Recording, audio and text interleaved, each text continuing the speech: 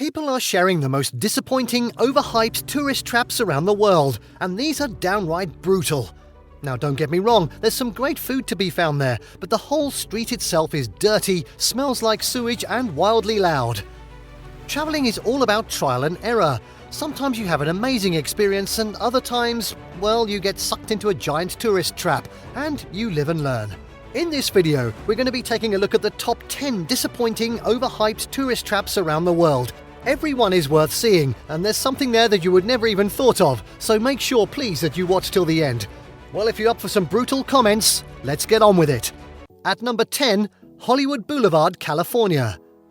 I was born and raised in Los Angeles, and I would never ever bring a tourist to Hollywood Boulevard.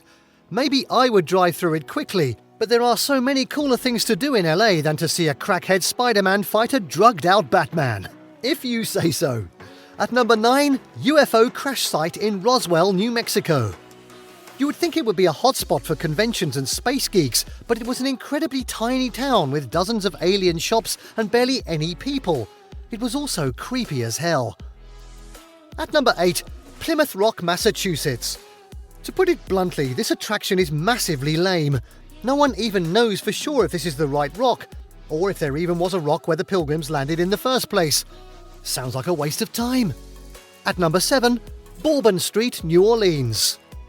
Now don't get me wrong, there's some great food to be found on Bourbon Street, so I'd recommend checking it out anyways, but the whole street itself is dirty, smells like sewage, and wildly loud. I hated Bourbon Street. It's cool if all you want to do is get drunk, but there was no New Orleans culture to it. It was pretty much a college party. A college party, eh? Next up at number 6, TAKESHITA Street in Harajuku, Tokyo.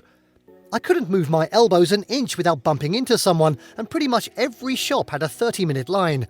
I went to see the Harajuku-style fashion-associated Takeshita Street, but hardly saw any of that. So essentially, I was packed like a sardine for hours while waiting in long lines to shop for overpriced clothes. I love Tokyo, but I definitely won't be going back to Harajuku anytime soon. At number 5, the Great Wall of China, Beijing. If you go to the Great Wall of China, I'd suggest not going to the section right there in Beijing. It's newly rebuilt and touristy. For a much better experience, drive a ways out of the city to the Simeitai section, 120 kilometers northeast of Beijing. There you'll find an original portion of the Great Wall that is uncrowded and more authentic. Number 4, the Dead Sea in Israel.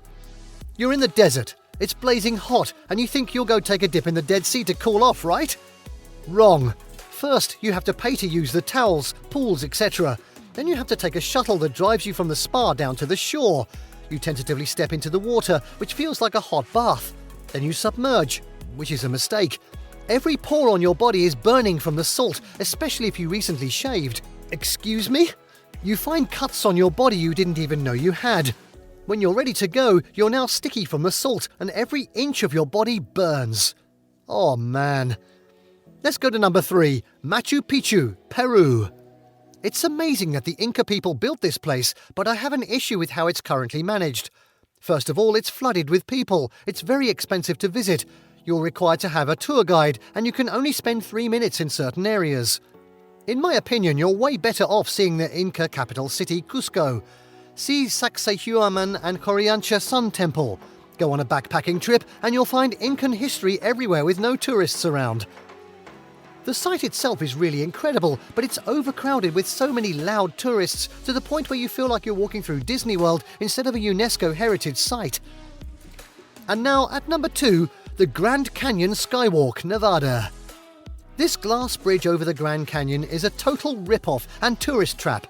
First of all, it takes hours to get there from Vegas. Then they charge you $20 to park in an empty desert, another $30 per person to take the bus from the parking lot to the bridge, and a final $30 per person if you actually want to walk on the bridge. You cannot take pictures or bring a camera onto the bridge, but they will sell them to you, of course. And finally, at number 1, it's Romeo and Juliet's balcony in Verona, Italy. Most tourists believe that this balcony inspired Shakespeare's play. When you get there, there are about 10,000 people crammed into a tiny alleyway just to see a balcony that I later found out was actually built after the play was written. Perhaps in tribute then to Romeo and Juliet? Oh dear. And there you have it, the 10 most disappointing, overhyped tourist traps around the world. Did you like what you saw? Let us know in the comments down below. Share this video with your friends and don't forget to subscribe to our channel Trip Xtreme for more fantastic top 10 lists. See you next time, travellers!